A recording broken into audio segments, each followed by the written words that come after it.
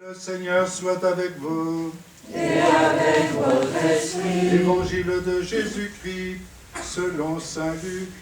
Gloire à toi, Seigneur. En ce temps-là, entré dans la ville de Jéricho, Jésus la traversait. Or, il y avait un homme du nom de Zachée. Il était le chef des collecteurs d'impôts et c'était quelqu'un de riche.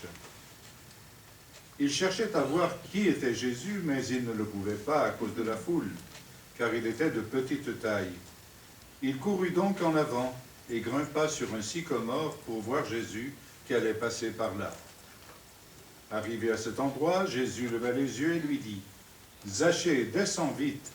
Aujourd'hui, il faut que j'aille demeurer dans ta maison. » Vite, il descendit et reçut Jésus avec joie. Voyant cela, tous récriminaient. Il est allé loger chez un homme qui est un pécheur. Zachée, debout, s'adressa au Seigneur.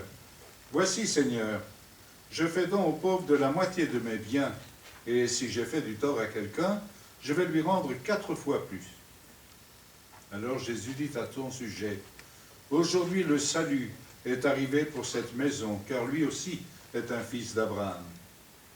En effet, le Fils de l'homme est venu chercher et sauver ce qui était perdu. » Acclamons la parole de Dieu.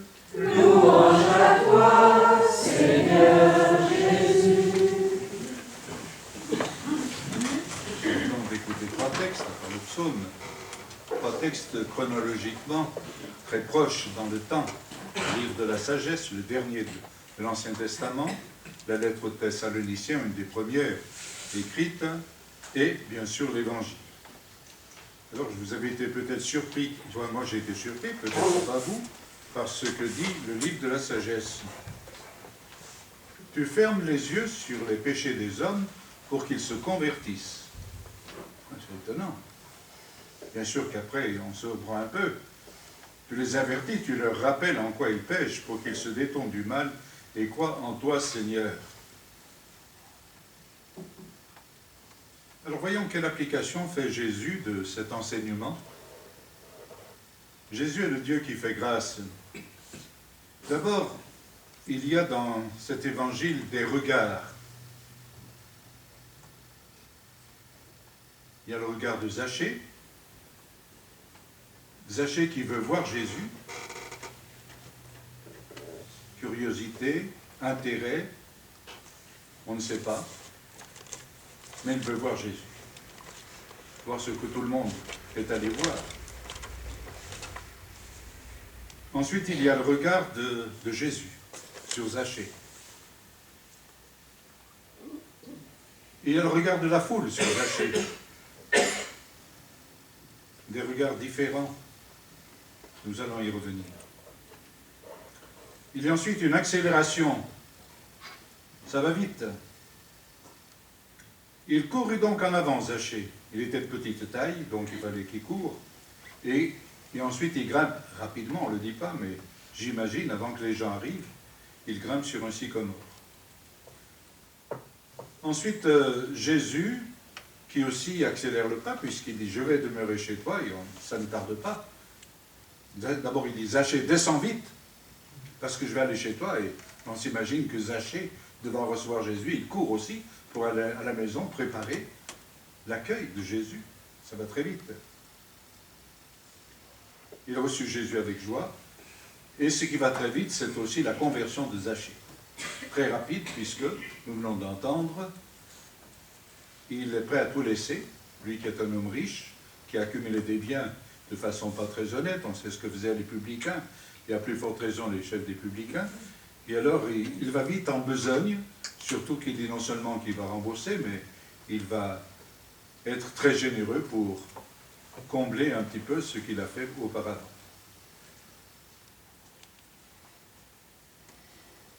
Et tout cela dans l'aujourd'hui. Un adverbe que chérit beaucoup Saint Luc. Aujourd'hui, vous avez un enfant. Aujourd'hui, le salut est entré dans cette maison. Aujourd'hui, on vous annonce une grande joie. Aujourd'hui. On dirait qu'il vit déjà dans l'éternité. Enfin, on touche un peu l'éternité lorsqu'on dit aujourd'hui. Nous sommes dans l'aujourd'hui. L'aujourd'hui du salut. Aujourd'hui, le salut est arrivé pour cette maison. Parce qu'aujourd'hui, il faut que j'aille demeurer dans ta maison. Voilà, mais nous, et nous, où en sommes-nous? Les évangélistes disent tous récriminent. Tous récriminent. Nous n'échappons pas souvent à cette manière commune de regarder. Nous cataloguons, nous nous collons des étiquettes les uns aux autres. C'est vrai dans la politique, mais pas seulement. Nous dicterions volontiers aux autres ce qu'ils sont en droit de faire, de dire ou de prétendre. Moi, le premier, bien sûr. Et Jésus, face à chacun, nous sommes tous des hachés. Nous sommes tous des hachés, nous sommes tous riches de quelque chose. Nous accumulons tous quelque chose. Nous croyons avoir accumulé des mérites, des que sais-je, de bonnes choses. Des connaissances, des capacités, des compétences, de l'expérience. Et alors Jésus, face à chacun et à chacune d'entre nous, nous dit « Tu vaux mieux que ce que tu crois. Tu vaux mieux que ce que tu es en train de vivre. » Pour Jésus, il y a tous, en chacun et en chacune de nous, un plus. Un plus, mais il faudra un moins pour qu'il y ait ce plus. Il faudra un lâcher-prise pour que, en nous, nous puissions, comme Zachée, accueillir Jésus dans notre maison. Et Jésus nous dit, il me dit aujourd'hui, éveille et consolide en moi, je lui dis, éveille et consolide en moi ce désir de me dégager des murmures de la foule, colportés par les médias, le milieu de travail, de loisirs, et même le milieu paroissial, familial ou communautaire. Que j'en tienne compte d'ailleurs, d'accord, bien sûr, mais en prenant obstinément le recul nécessaire pour ne pas épouser les murmures, et qu'en dira-t-on, les opinions plus ou moins imposées. Un nécessaire temps de silence, de recul. Que me soit présent ton regard pénétrant, Jésus, que j'essaye de voir comme tu la vois, toi, comme tu le vois, tel ou tel, étiqueté par les uns et par les autres. D'autre part, Jésus, ai-je aussi follement l'envie de te voir et l'envie d'être regardé par toi?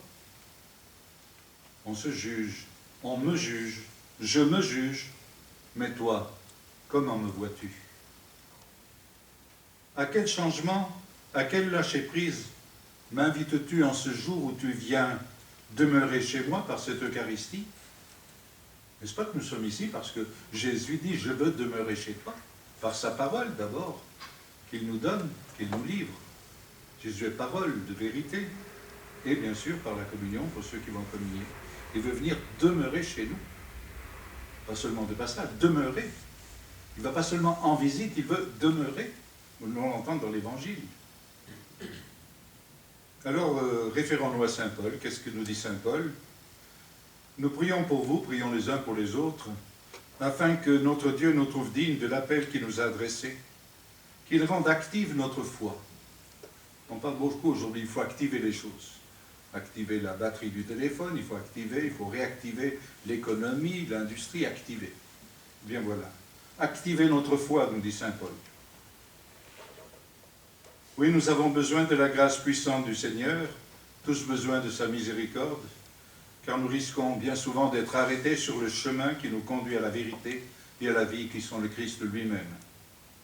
Reprenons donc l'oraison du début de la messe, une oraison très dense, mais très claire.